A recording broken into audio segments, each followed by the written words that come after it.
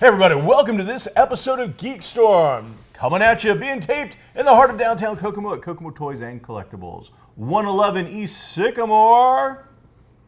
Today's particular episode is the last week of April, if we're going to keep them in chronological order. I am Sean Hilton, owner of Comics Cubed, founder of the Kokomo Con, an all-around groovy guy. And today, I am rejoined by my co-host, Michael Allen Harrison. Mike, where have you been, buddy? Thank you. I got a fan back there. You do. I mean, in the 20, you slipped him earlier to do that, which was really nice as well, helping the economy.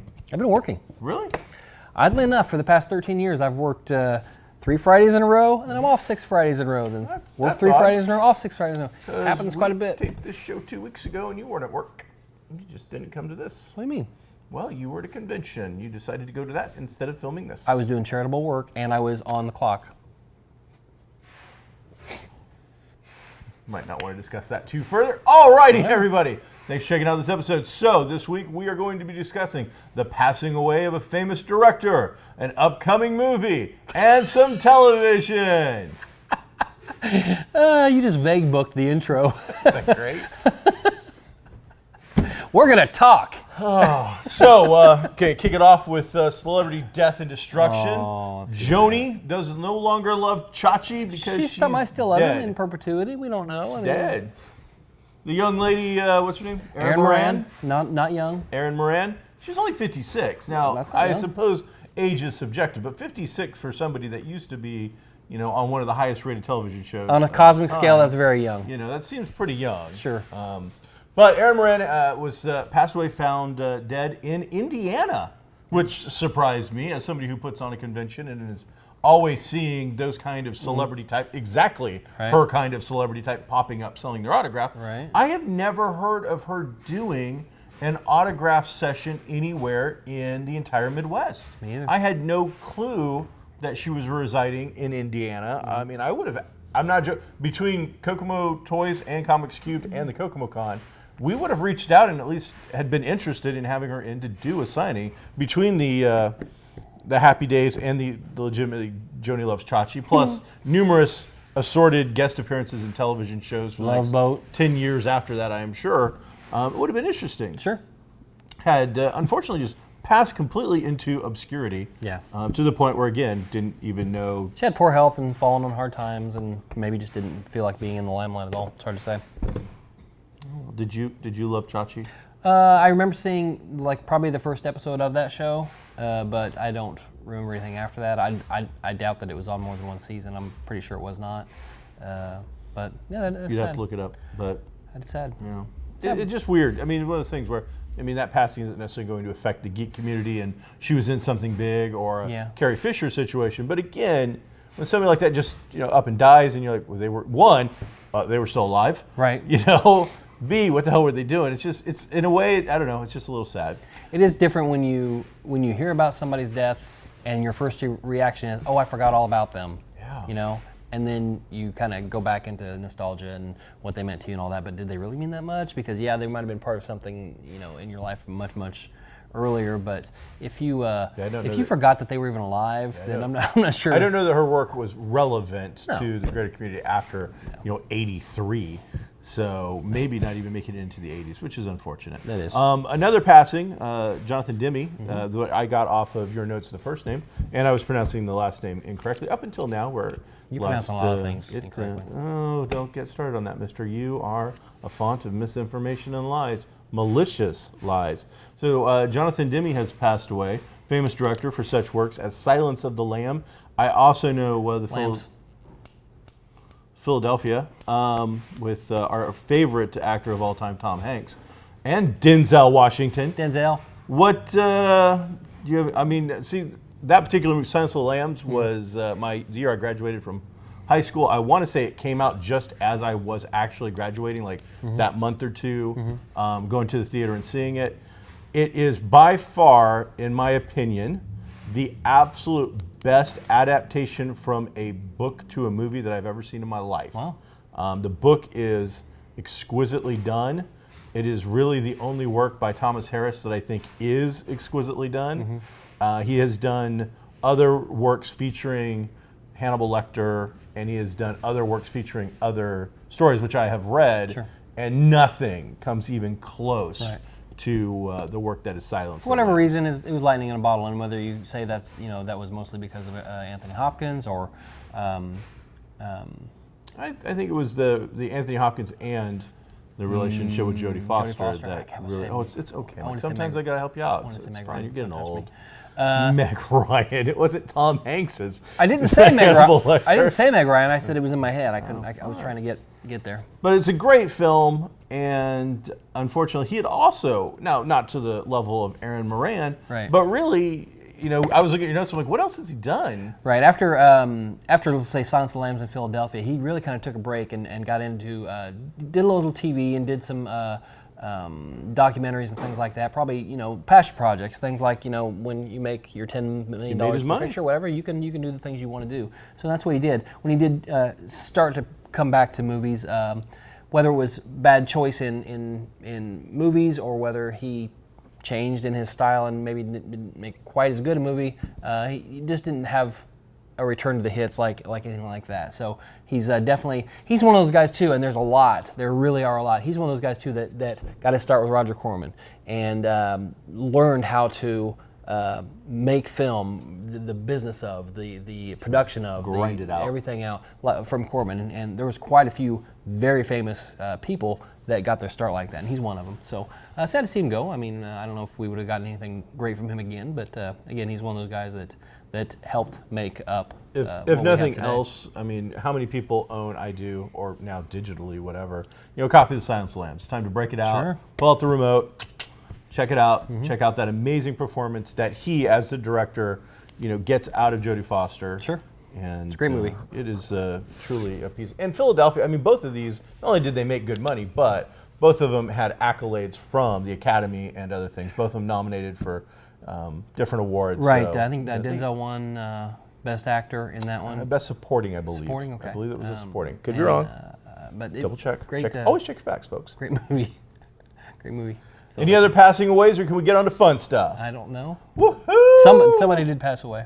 I'm sure, probably yes. I apologize if it was somebody that was near and dear to you and we didn't mention it. So, Mike, television. You've been gone for 2 weeks. I have. The ratings of this particular show have gone up, and the quality and production have been much better. However, with that said, we have missed our Mikey TV. So, as we are gearing up for the end of seasons, what can you tell us? What's going on out there? Here's why I know you like when I'm not here, because I watch the show when I'm not on it. Okay, it was so much better. You talk 97% of the time. That's Lauren says about 8 words. Okay, that's no different than when you're on. No, I talk quite a bit. I at least try to get my half in, for crying out loud, but most of the time it's impossible. Hey, couple really quick notes on television. Let's get to them, buddy. Let's hear it. A&E is going to get out of the scripted programming. All of it together. Yeah, they're going to be. This is going to be the last season of Bates Motel, and they're not going to do any more after that. They're going to get back into reality crap. Reality and we are going to become docu-series, dregs of things shite. like that. Can I say that? Bates was the best thing they did, and their best rated thing that they've done, but it still didn't warrant. Have you been watching Bates? I watched the first 5 episodes of the first season. Okay, so we don't know. Hopefully, this is going to get closure and not be. From the commercials I've seen for the season, yes, it's going to. It's going to. Went 4 or 5 seasons. I think. This is the 3rd season. Oh, it's only the 3rd. Yeah. Okay. I know you don't watch Gotham anymore, and I don't. I barely watch it. I think when things got cold and different shows that we normally watch aren't on anymore, I caught up on Gotham the current season 3, 4, whatever it is. Okay, how was it? Well, I caught up at that point, and I haven't watched any more since winter. But it's definitely better this season than it ever has been. You really like the villains quite a bit more. It's more about the villains. And but here's why I bring it up is they are what we've probably talked about many times back when we did watch Gotham was how much that Barbara character, Jim Gordon's ex-girlfriend, seemed like she was angling towards Harley. Yes. And that craze thing. They're talking about it now a little bit, and when I say they, I mean the media. And they showed a picture of her in a kind of a black and red looking outfit. Nothing like anything Harley's worn, but it was black and red. So I don't know if they go that direction or not. I wouldn't care if they did or wouldn't be upset about it. But it does just seem like a huge head fake when that's not the character's name. That's not anything other than the fact that she's acting nutty. Any indication that she might be Harley at some point. But that's something that they're doing. I just feel that whole show has unfortunately just missed all of its marks. I think it didn't know where it was going. I don't think it had a good showrunner that had a clear vision, and when the vision, I think it got murky, and I think that whole creative team has kind of been a boat out on the ocean, just going with the wind, rudderless. It's like, what do people seem to like? All right, because the whole thing for me should have been about the Gotham PD. Instead, it became the Jim Gordon only show with sometimes some dabs into his partner Bullock, which I enjoyed. Those two, that was a relationship that I really. But instead, we got Selena on the streets doing homeless kid wannabe stuff. The by far the Nobody wants most to be homeless. well-kept homeless kid ever.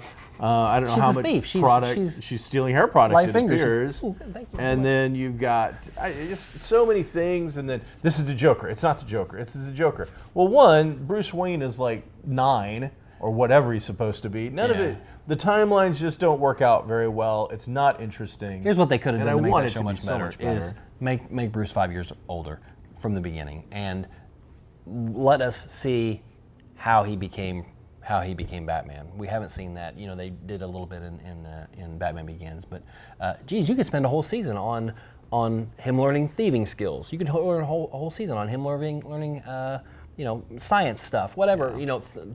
Show me how he became the greatest detective of all time. CW's Arrow with those really annoying flashbacks that they do to the island or wherever would have been almost perfect for him doing the flashbacks as a younger Bruce, now that he's a little older and returning, showing those aspects each season, like you're saying. I would have been down with that. I think they could have used that model to have told some very interesting stories. And so far, other than giving me, is it Sean Pertwee? John Pertwee, the third Doctor Who's son, he's been my favorite part of the show. Yeah, he's good. So as Alfred, I find him to be quite enjoyable. So it's one of those things I'll catch up on it when there's nothing else to watch, and that's it. Also in DC Comics news, it is my unfortunate privilege to announce to the world, this is exclusive to only us, nobody else has announced this yet, that the Alan Tudyk vehicle, known as Powerless, has been canceled. Right. I know this is the first you've heard of it because, well, we're breaking the news to you.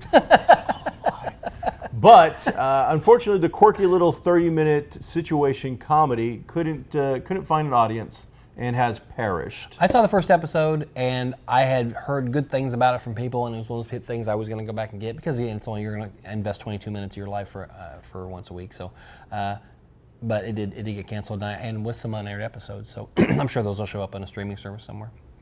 I've seen every single episode that has aired. Me and Chris have watched them together. It had a little bit of a rocky start because all of the characters, it's that kind of situation comedy. They're all quirky. Every single one is just this complete oddball. And even the straight character who's supposed to be the star, she's odd as well. So it took a little bit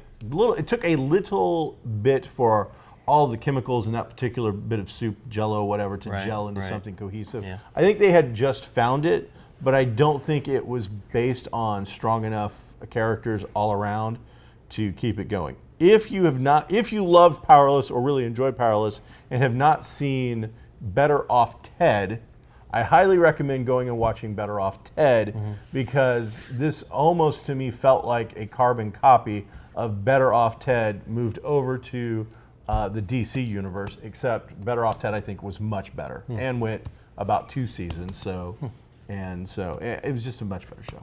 Transitioning a little away from TV, but TV type content. We're done. Okay, TV's over. Well, we brought him back after a 2-week hiatus. This is also TV type of news. Oh, TV type of news. Yeah. DC is going to start its own streaming service. Yes. In which they are going to premiere with Young Justice Season 3 and a live-action Teen Titans. Yes! Live-action Teen Titans. Right. Now that is, don't get me wrong, I feel bad for Netflix. Okay. Really? Because they're the ones that got us Young Justice Season 3. Sure. They're the ones that put on the first season, and it took forever for the second one to come out. I did not watch those shows when they aired, and several of my friends, several of the people you're acquaintances with, talked about it, but it just, whatever. So when it came on, I finally was like, oh, check it out. Fell in love with it. It's so well done. It intermixes with the DC universe incredibly well. Good group dynamic. For a cartoon, it's so well polished and put together. And the only reason I found it was Netflix. And Netflix really got the ball rolling on, let's get us a third season. Finally announced, hey, third season, yeah, we're talking about it. And yeah, it's going to be exclusive to our new network. Right. Wow, thank you, Netflix. Now, not that Netflix is hurting, because as we discussed last week, they were pulling out of their discretionary budget for shows of their $6 billion to do that. So they're not going to be hurting, but really, that's just... they did all the heavy lifting. DC's taking a step towards what we've talked about many times as being, the future of broadcast. Period is actually not broadcast. Is the digital format. So CBS is going to do it next year, and I think CBS have their own streaming service. They already have it. Is it up and running? It's been up and running for months. No. Yes. Mike, quit lying to our fan base. I'm tired of it. You can go to the CBS website and look at their stuff. I can go to the CBS and I can only watch the Good Wife spinoff right now online through them. What's it called? CBS Online or something like that. In fact, I just got a coupon yesterday to give me a free week of it. I thought they were going to premiere it with the new Star Trek. Well, that thing has been so delayed at this point that we don't know if we'll ever see it. Okay, I didn't know that. No, it's been on for I want to say 5. How much does it cost? 5 months. I don't know, because I've been waiting. I want to wait till the whole thing. I want to see the the spinoff to The Good Wife, because that was an excellent show. That's been on air now for a couple months, but I've been holding off, and now I've got a coupon for a free week. So now I'll use that and watch it all. I would imagine it's $6.99 a month. I thought they were waiting to launch it with the new Star Trek show. I would imagine they would love to have done that, but that show, the Star Trek... I don't know. Star Trek Delayed is the new title. Has been so delayed that, they couldn't wait anymore. Okay. And plus that, I'm sure The Good Wife. The Good Wife has got me on the fence. I mean, it really does. That sequel has me like, I'm ready to kind of go. If you'd had Star Trek and that, I probably would have made the leap and started paying you my $6.99 a month. So I think that's the way it's all going to go. Live action Teen Titans, though. Let's talk about that a little bit. That'd be pretty great. I mean, we're looking at Nightwing, so we've got a great character there. Of course, they got to get all these right. Sure. But I also saw a report where whoever is running the front man for this Berlanti. is talking Beast Boy, Richard Logan, as like on the screen. Right. So we're gonna have some green dude like in every episode walking around, and then they're gonna have a little bit of a budget unless they're gonna manimal him. Richard Beast Boy is a green dude who transforms into any kind of animal. Right. And so from elephant to bird to blue whale. He's basically Jaina from Super Friends. He's Jaina from Super Friends. Exactly. But to do that, you have to have a budget to morph all that stuff. So hopefully they're going to have some bucks to throw at it. Hopefully we get a crazy red half-dressed alien princess. Starfire? Gothy chick. She's orange. Cyborg. I don't know about Cyborg because he's in the movies. So I'm going to guess that Cyborg is off the table and will not happen. I would be surprised. Right. They'll replace him with someone, I would imagine. And in this day and age, I would imagine it will be somebody of an ethnic diversity kind of a thing. Unfortunately, I have to say it that way. Maybe if Black Lightning doesn't go well, he'll make a transition over there. He's an older dude, though. He's not. Yeah, he is. That's true. I mean, unless he was a mentor kind of thing. And I think with that, you'd stick with kind of a red tornado. You'll get Raven, I'm sure. Oh, yeah, that's the goth side of things. Yeah, that one works out really well. So really some exciting and fun stuff. Yeah. So last night, I was lucky enough to be able to see the premiere of Guy Ritchie, Charlie Hunnam, and Jude Law's King Arthur, Charlie Hunnam, The Legend of the Sword. Hunnam is a delicious Dude, is Szechuan the dish. only reason we've actually kept coming back is people enjoyed this segment.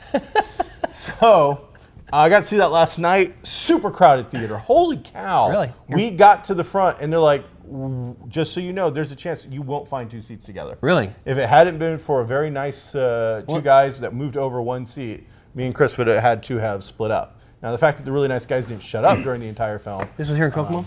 Yeah. I think it was a situation because I got an email, I got one too. go to a place, sign up, get your tickets. Yeah.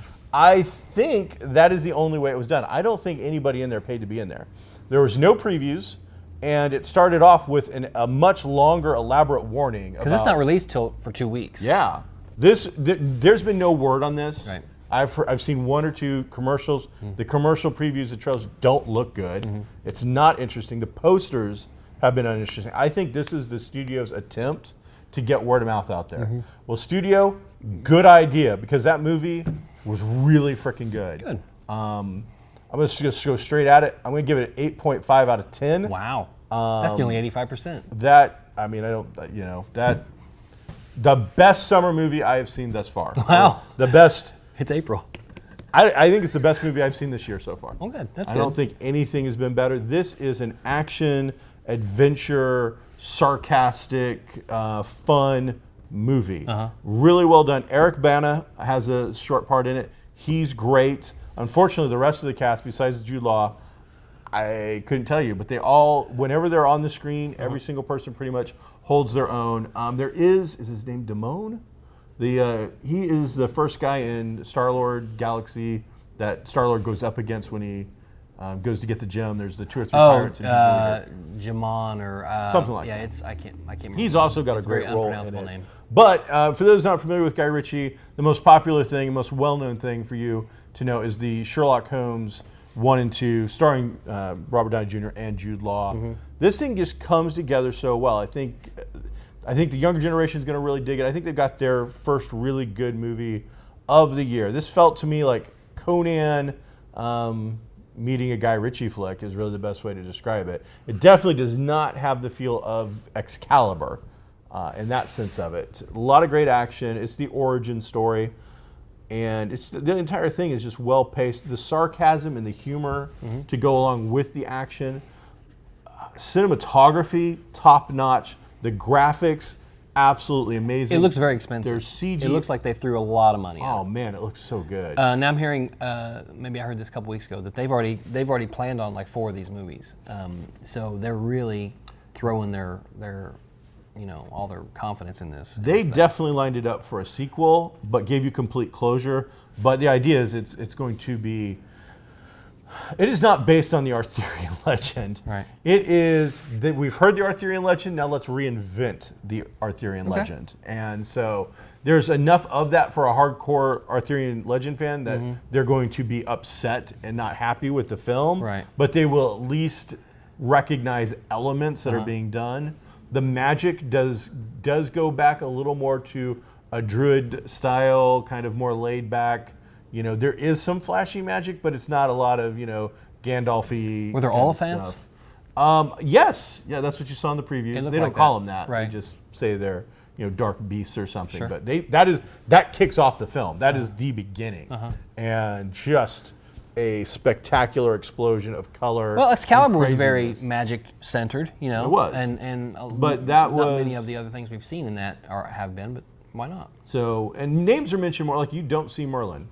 He's not in it. They say his mention name? him. Yeah, Oh, they they do, mention him. okay. But he's not in it. Maybe the next one. So really good stuff, though. Highly recommend it. And again, this is a great get your popcorn, Coke. The RPGers out there, tabletop, Pathfinder, D&D, whatever, you're gonna love it. You're gonna. I mean, you get to see like a +5 Vorpal time stopping artifact. Did they split the party at any time? I don't. There's once or twice, but it's the Arthur part where he's got to go and do his own thing. Oh, okay. So he's got to go and become his own He's got a character. side adventure. So exactly. But overall, I'm going to say Guy Ritchie, I think, has a home run with this. The only thing that's going to sink this film is just going to be the poor publicity, the poor poster shots, and the fact that they had the sneak previews with crowds. I'm getting the word out. I'm going to go see it again. Right. We'll go see it. I'll go see. I almost invited Mike. The producer was going to get it to invite because my wife didn't want to see it. Then all of a sudden, at the last minute, I'm like, all right, well, I'm going to call Mike, see what he's doing tonight. I'll take him, and then we can talk about it. She goes, well, maybe I could go. How did she like it? She enjoyed it a lot. She went in and didn't fall asleep. Good for her. Not at all. Excellent. Which she's been doing a lot lately. Did she threaten anybody elderly? No. She didn't. No. Again, that's double plus for her. I was getting a little upset with the guys right next to us because they kept saying the stupid things. You and me were watching a movie a long time ago where that was happening. Yeah. But it's like, is that the magic? Oh, yeah, that's the magic. And stuff like that. But they were nice guys. It was a really good audience, good crowd. Well, that's good. So it was a lot of fun. And they gave out like prints and hats, like an actual like legit ball cap that had some unrecognizable logo on it that I think was supposed to be a K sideways. I don't know. Yeah. Can I have it? It's in the car. And I'll tell you another reason that movie, and maybe this getting the word out ahead of time is so important, is because it's the second week of Guardians too, and that's what it's up against. So that's gonna be a tough road to hoe. So you know what? Double feature that bad boy. Sure. Guardians and that the same day. You're going to be coming out of that theater. You know, you don't need any Red Bull that day. You're going to be pumped. Speaking of what? Holy cow! Motorheads are in heaven. Dwayne "The Rock" Johnson and Vin Diesel's movie has just been revving up the picture screen at your local Cinemaplex. You talked about this last week. Holy cow. No, because last week, Mike, while you're gone, it wasn't up to $900 million. I want to tell you something. I've been very vocal that I don't like this franchise. A lot of people don't like it. Apparently, a lot of people do. I was coming back into town last week, or maybe 2 weeks, whenever this movie came out, on a Sunday night. Sunday night, I think it was. Maybe I don't remember what night it was. It was a day. They didn't know why. It was, and I was coming back into town. I was wide awake. I wasn't going to drive up to Mishawaka, so I decided to stay here. I'm wide awake. I'm trying to set up why I went to go see this movie.